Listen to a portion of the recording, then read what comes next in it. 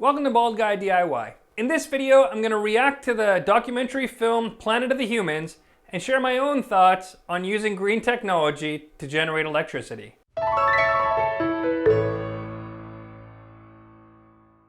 Ever since I did my video on answering the question, is solar really worth it, from a financial perspective, I've always wanted to do a video also examining and explaining how I feel about the environmental impact of those kind of technologies. This week I had the opportunity to check out a video called Planet of the Humans, which was released last month. It's a documentary film and it looks at the impact of green technology, how it's being implemented, and the damage that it's causing to the environment. I thought this was a super important film, and it's something that's been on my mind for a lot of years now as I think about these technologies that we consider to be really green and really good for the environment and really positive. I've always been concerned that there are some negatives that happen with the environment and that we don't really fully grasp the sum total of those when we have a discussion about burning fossil fuels compared to these green technologies. I thought it was a really important film because it opens up the discussion for things that we sometimes gloss over.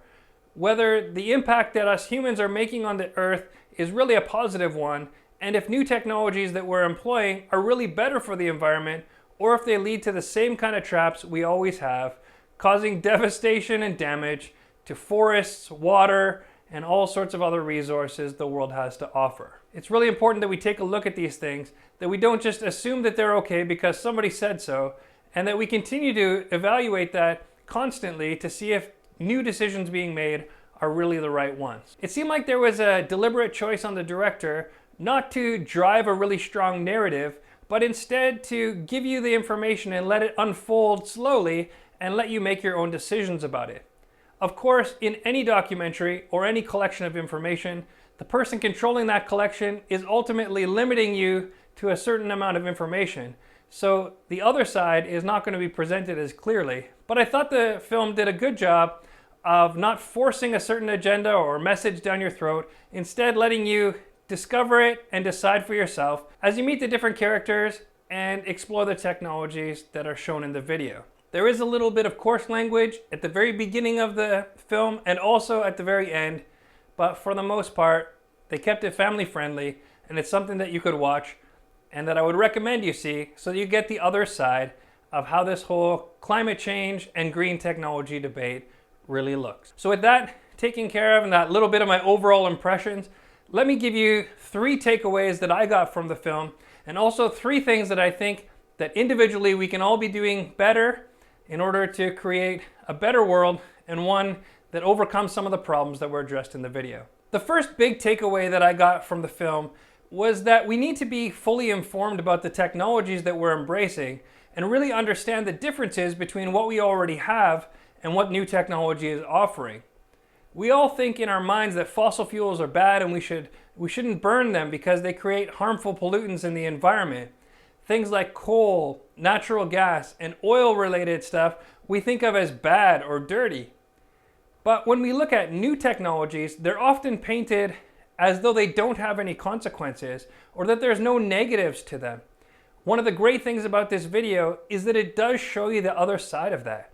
It shows you a lot of the complications that come from using land for the sake of green technologies, the amount of raw materials they require, and how we need to harvest those in a way that's very similar to the way we harvest fossil fuels, leaving the land damaged and often not put back the way that it should be.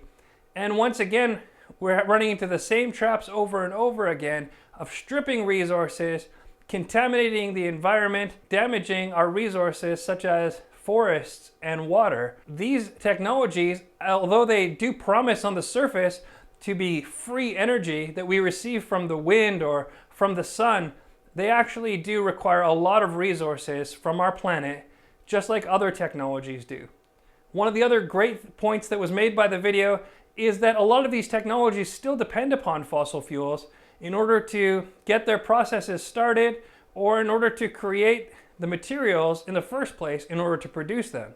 If we're going to rely on them, that also means that we're going to need a lot more fossil fuels in order to produce them. To me, the debate about using things like coal or natural gas to fire a power plant is similar to the idea of whether or not it's better to eat your food at a restaurant or to make it for yourself at home. The snap judgment is that it's much better not to burn fossil fuels.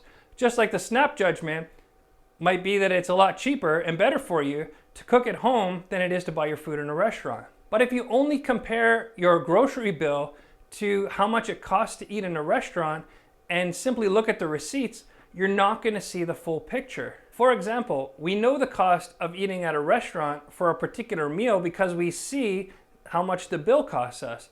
But when we talk about our groceries, there's so much more that goes into the cost of cooking at home than simply how much the groceries themselves cost. We have to think about all of the devices we use in our home in order to prepare that food. All the pots and pans and what they cost, how much the oven or stove costs, and all the other gadgets that we buy and use just a couple of times or use occasionally as we prepare our food. Of course, we need to wash all of our dishes and pots and pans as well. We're using water and we're using electricity to power these devices, and all of those things have a cost to them as well. And then of course, is time a factor? Of course it is. It takes a lot more time to prepare your own meals, wash all the dishes, clean up the kitchen, and all of those things. And there's a kitchen in our house that's devoted to preparing the meals. That's space that we could be using for something else. Now, I'm certainly not going to try to convince you that cooking at home is a bad idea or that you should only order out. But what I'm saying is the discussion is a lot bigger than simply comparing two numbers like we often do. And that's the debate basically when we talk about green technologies compared to traditional technologies of burning fossil fuels. It might seem on the surface that burning fossil fuels is obviously worse and green technologies are better, but when you start to factor in the things that are mentioned in the video, you start to realize there's a lot bigger cost to these green technologies than we're originally led to believe. So it's very important that we have a bigger discussion, that we don't just limit it to the idea that the sun powers everything solar or that the wind powers everything that has a turbine. There are a lot of other fuels and energy required in order to get those things in place, in order to maintain them, and in order to keep them working year after year. Even in solar panels and wind turbines, there's a lot of maintenance required to keep the panels clean, to replace them if they stop working correctly, to monitor and upkeep the facilities. Same thing with wind turbines. There's a lot of cost that goes into them, and there's a lot of maintenance and downtime. These things are very important considerations. Again, I'm not going to say that absolutely green technologies are worse or better. I'm just simply saying there's a much bigger discussion that has to be had, and we can't simply say they're perfect. The second big takeaway that I got from the film is that there are no truly green options. There are no magic sources of energy that only offer benefits and don't have any negative consequences.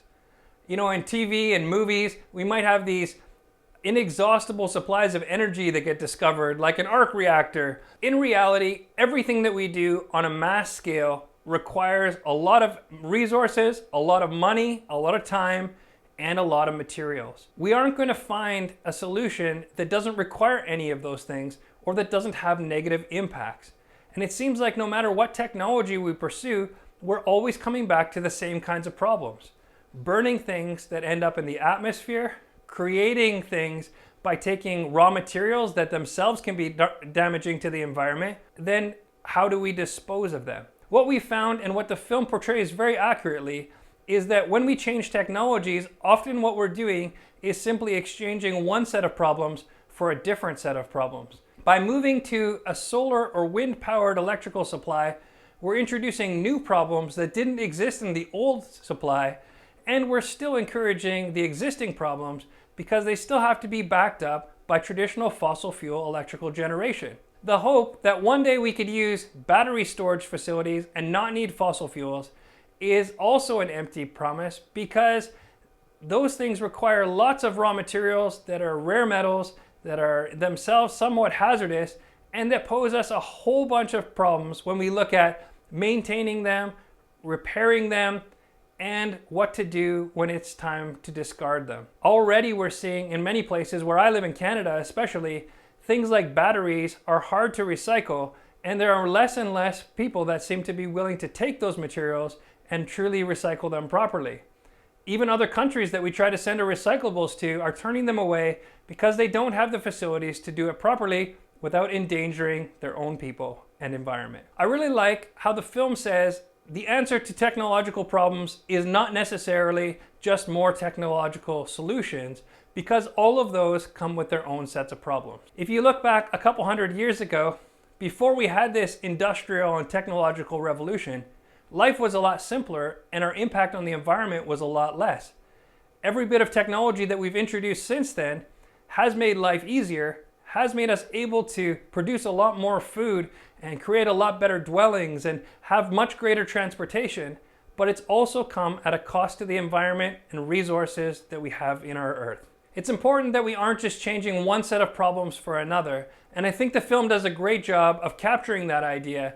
We're not just one invention away or a few inventions away from turning this whole thing around. We really have to rethink how we're looking at this whole situation and really have the full, total discussion so we can see what the best way forward is. Given that all of our elected officials are only in power for a few years, it's really hard to encourage them to look beyond their terms into these long-term solutions that are going to create effective, meaningful change that will really turn around these environmental situations. It's going to take a lot more than a campaign pitch in order to make a real difference. The last big takeaway I took from the film is that we can't just buy our way into a better environmental situation. What that means is that if we think that gas and diesel burning vehicles are harmful to the environment, we can't simply solve the environmental issues just by trading in our combustion engine vehicle for an electric one. That isn't going to solve the problem, and all of the existing issues that drove us to a fossil fuel dependent society are just going to transfer to the issues that we have on an electrical dependent society. We don't eliminate those issues because we're not dealing with the systemic problems in government, corporations, and all of the corruption and things that can take place in between to really address what problems are preventing that technology from making a difference without just simply creating new issues. I love technology and I love the idea of electric vehicles, and they seem to have so many cool features, driving in relative quiet and with different sorts of characteristics than combustion engine vehicles. But we can't think that we're saving the world just because we buy electric instead of buying something that's powered by fossil fuels. Just like we can't think that we're saving the world just because we're buying organic or inorganic produce. We're not saving the world just because we choose to use LED light bulbs instead of incandescent. There are so many other things that go into it than making these tiny choices, because as I said, those tiny choices and those differences that we make often come with their own set of consequences. What the film tells us overall is that there are no easy solutions, and the film itself doesn't actually offer up any great solutions, except to say that if we really want to impact the world and make it a better place, we're going to need to change our consumption habits altogether and make some sacrifices to our current lifestyle. I don't want this video to stretch on, so let's look at 3 things that we can actually do in order to change this direction of these technologies and how damaging they are to our environment and start it in a more positive direction. The first thing that I think we need to do is ask bigger and better questions. So often we only ask the simple questions. How much will it cost? Does it pollute? How much cheaper will my electric bill be? Or how much more expensive will it be? And we don't ask the bigger questions, all of the factors that we need in order to make a proper decision. Even the lawmakers and the people that put legislation in place, they aren't often aware of the full picture, because the presentations they get from lobbyists and corporations are the ones that serve those corporate interests and not necessarily everyone's interest. I would love to see in my own life and in others a greater desire to explore things and really ask the tough questions, and then have different sides come together, providing their feedback and giving us more to evaluate. It would be interesting to see what the fossil fuel community would say about the negatives of solar and wind technologies, just as much as it is for the solar and wind technology companies to bash the fossil fuel companies. There's a lot of discussion that can be had around alternate solutions without having to sometimes tear everything up and throw it away. So what are the long-term effects, and what are we gaining versus what are we losing? What is the real cost of new technology, And can we look far enough down the road to see what the consequences of those technologies will be? I know in my lifetime, I grew up as a child where we would go to the grocery store and get all of our groceries put into paper bags until we were told that the forests were all depleted and we need to switch to plastic bags. Of course, fast forward 20 or 30 years, and now we're all being told that plastic bags are destroying the environment because they're filling up our oceans and contaminating our resources. Now we're switching to reusable bags at the grocery store. But the question is, what's the long-term consequence of that going to be? We need to be able to look beyond the immediate need and see what happens in the long term. If we use reusable bags that we bring from our home, carrying all of our germs from our kitchens, and stick them all on the same conveyor belts, aren't we just creating a new problem? Maybe one to do with bacteria and transmission of disease? We don't know unless we ask the bigger, tougher questions. The second thing that we can do is that we can demand better protection of our environment by the people who create the technologies and deploy them in our society. For example, when a mining company strips away all the land in order to access the resources, are they committed and required and forced to repair the land to at least the condition that it was beforehand, if not better? If we're going to cut down the forests, we need to make sure that the companies that are cutting it down are also responsible to plant new forests in its place. And maybe instead of putting one tree for every tree they cut down, they put two. And we make the environment stronger and healthier instead of weaker every time we strip a resource away. Generally speaking, I don't agree with a lot of the government grants and incentives that are given in order to make new businesses thrive, because I really think it just creates new opportunities for companies to abuse them. If they really are better for our environment, of course they also still have to be profitable, or nobody's going to take on that responsibility to provide the new service. However, I think they should be able to stand alone on the merits of their own success, and they shouldn't need us to lift them up and prop them up in order to get them going.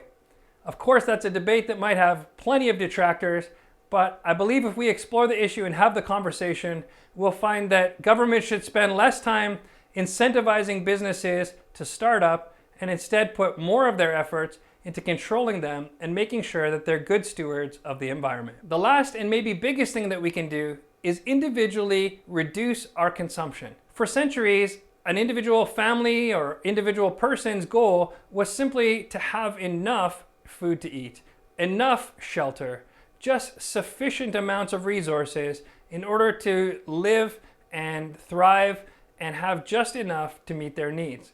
But as time and technology have progressed, we've found that more and more what we consider to be sufficient is actually much more than we really require. The resources that we have in things like the size of our homes, the kinds of vehicles that we drive, how many vehicles we drive, the types of activities we engage in, come from this idea that we deserve more because we can afford it. If we all take that mentality, we're never going to change anything. If we instead look at ourselves and realize, I don't need as many of these things. I don't need as much space. I don't need as big of a home to heat or to supply electricity to. I don't need to drive my car as often, or I can be more efficient with my time. All of these things make meaningful change that requires us to put less strain on those resources and less demand for those resources so that they're not putting the same kind of stresses on the environment. One thing that Planet of the Humans really captures well is that no matter what we do and what technologies we rely on, our population continues to expand at an ever increasing level. And if our mentality doesn't change with how many resources we really need or are entitled to, we are in a death spiral no matter what technology comes along. So it's important for us individually, myself included, just to look at how many resources I really need and what's sufficient compared to what's desirable. If you're interested in this discussion and all of the ramifications that come with it, I encourage you, if you haven't already, to watch the video Planet of the Humans, and also to ask bigger and better questions going forward in your daily life, in the contact that you have with your own local governments, and in the things you read in the media. If there was something you didn't like, or if you agreed with what I had to say, let me know in the comments, or send me an email. My email address is in the description below. If you like this kind of video, let me know. It's a real departure for me from my usual projects or electrical advice, but I think these conversations are very meaningful And sometimes we just got to be willing to have those tough discussions and be a little more open-minded about the ideas that are really floating around in society. Maybe this type of video really belongs on a Bald Guy Reacts type channel, but for now, here it is on my Bald Guy DIY channel, and I hope you enjoy it. If you do, give it a thumbs up, subscribe to the channel, and engage to let me know what you think. If there's something else you'd like me to react to, feel free to let me know that as well. Until next time, in all your DIY projects, learning, and development, don't be afraid to be balder.